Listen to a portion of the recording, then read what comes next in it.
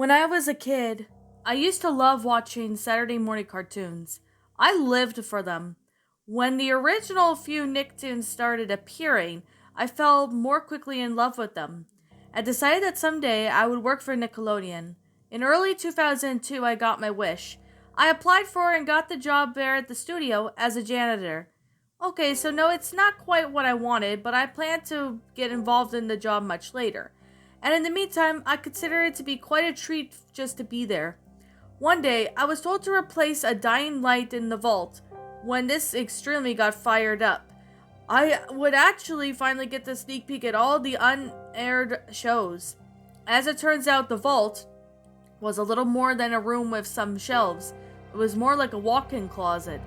The shelf had rows of reels labeled names for various shows and movies for whatever reason. They were never aired.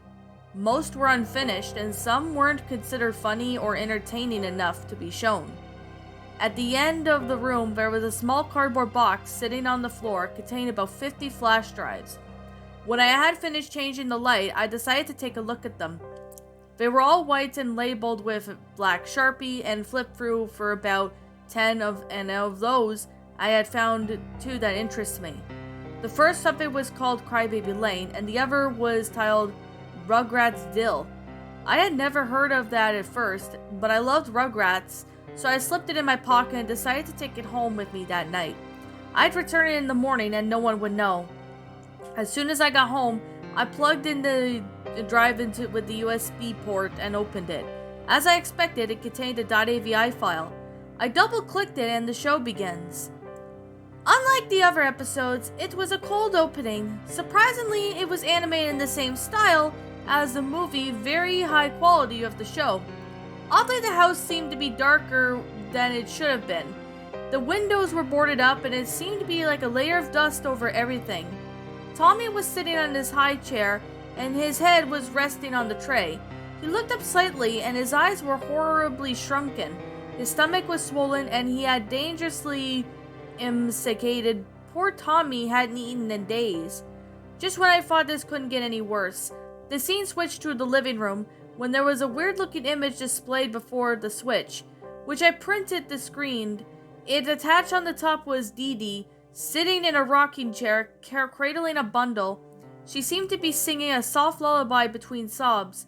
The camera then turned to reveal what she was holding, a shriveled up harlequin fetus, with a white crusted all around its mouth. Dee Dee was hoping that an empty bottle into its mouth and started to continue to sing to it. It went to the normal credits at this point. Throughout the next text was Cyrillic. I couldn't read it. The song was slowed down a bit.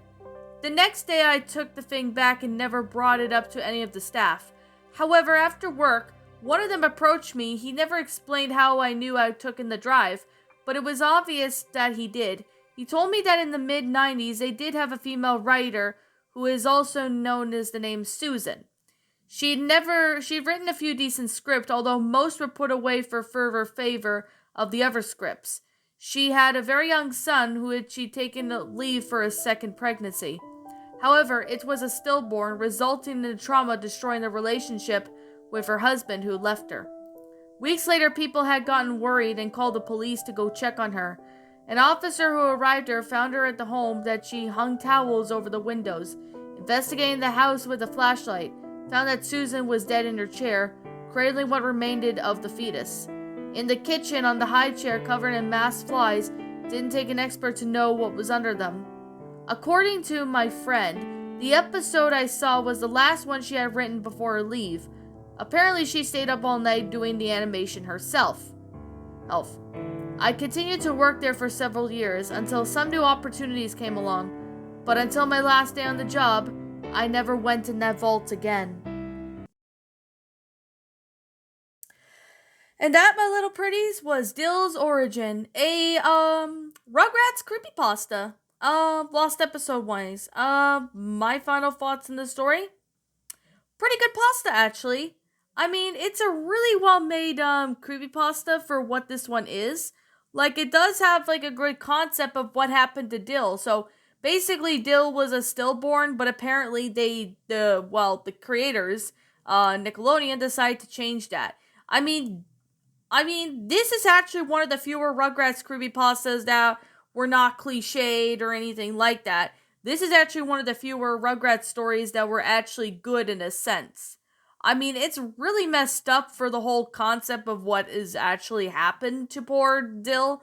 Like, I mean, I feel sorry for Dill and all that. I mean, this is actually a pretty good pasta. I mean, yes, it's messed up sometimes, but I still really found this one to be a really enjoyable creepy pasta. I mean, like, I know nowadays that making a what was it? Oh yeah, making a Rugrats creepypasta is not really the easiest thing to do. Like, I'm not gonna lie, it's not easy to write a good Rugrats pasta without, adding cliches in there. Well, I do have to say there were cliches just like yeah, like the finding the flash drive in the vault, working for Nickelodeon and all that. But I mean, in a sense, they all seem to work really well with the story. I mean, this is actually one of the few stories that actually managed to incorporate cliches into a really good concept for the story. Like, I mean, I've heard a few narrations of this story, and I mean, I remember Creepypasta Jr. narrated this one at one point, and I have to say, I actually really found this story to be quite an enjoyable one.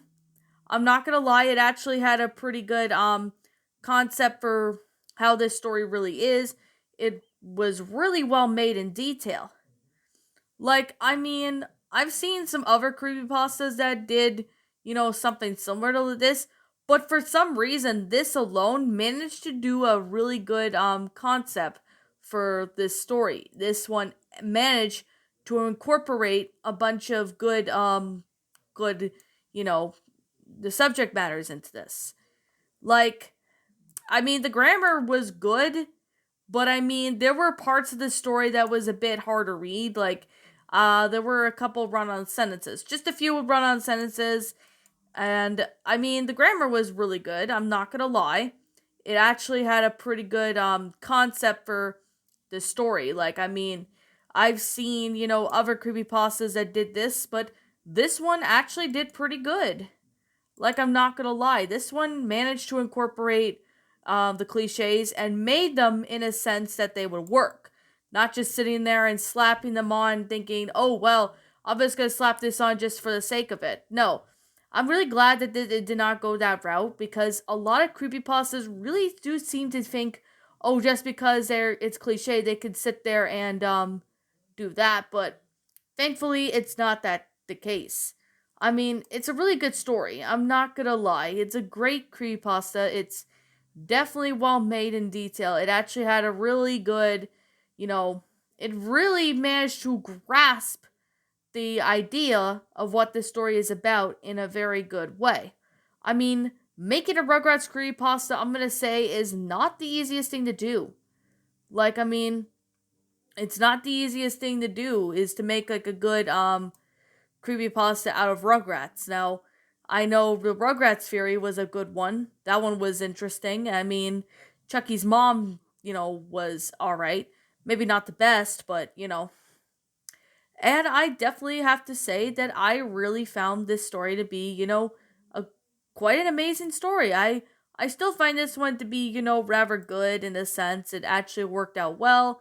There's definitely a lot of great concepts to it, and I actually still find this one to be, an enjoyable story. Now, like I'm gonna say right now, yeah, I haven't read this story in like a while. I think I read this one back maybe a few years ago, but I wasn't really into creepypastas at the time.